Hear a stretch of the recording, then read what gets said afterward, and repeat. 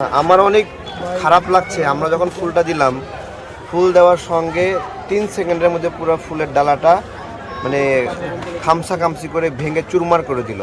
জামাত বুদ্ধিজীবী হত্যার সঙ্গে ভারতের সম্পৃক্ততা, ভারতের সাথে আমাদের বিরোধ আছে, আধিপত্যবাদের বিরুদ্ধে আমরা লড়াই করি, কিন্তু এক্স্যাক্টলি বুদ্ধিজীবী দিবসে এই গল্প শোনাই আমি ভাবছিলাম এটা আমাদের মুক্তিযোদ্ধারা কিভাবে নিচ্ছে।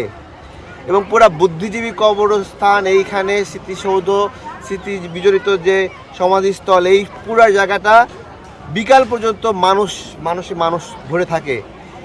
এই সময়ে এসেও কোনো লোকজন নাই, অর্থাৎ যারা এখানে শ্রদ্ধা জানাতে চায় ওই ফুলের ডালার মতোই অনিরাপদ তারা আসতে ভয় পাচ্ছে। এখানে একটু আগে একজন সাংবাদিককেও হেনস্থা করা হয়েছে।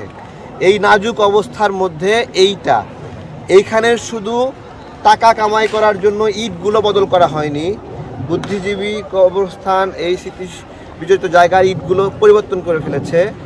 লাল ইট, টকটকে লাল ইটগুলো বদলিয়ে হালকা খয়েরি ইট এখানে দেওয়া হয়েছে। আমি বলতে চাই শুধু ইট বদলেনি, এখানের নীতি, এখানের ব্যবস্থাপনা সবই বদলে গিয়ে ভিন্ন কিছু সৃষ্টি করা হয়েছে এখানে।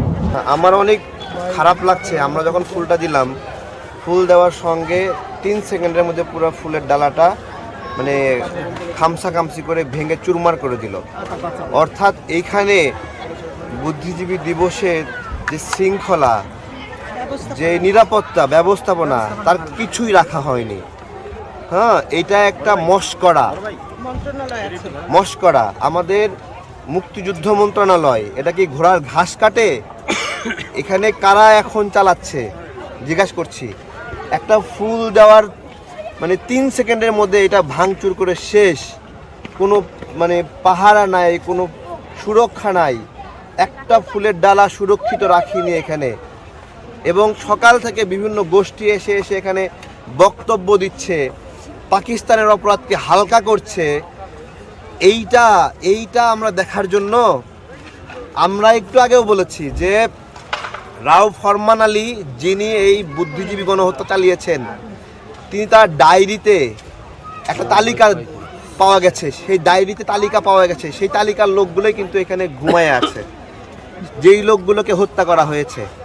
এই তালিকাগুলো ওই সময় জামাত এবং তাদের ছাত্র সংঘ তারা প্রদান করেছিল। আজকে খুব দুঃখ, তারা এখানে এসে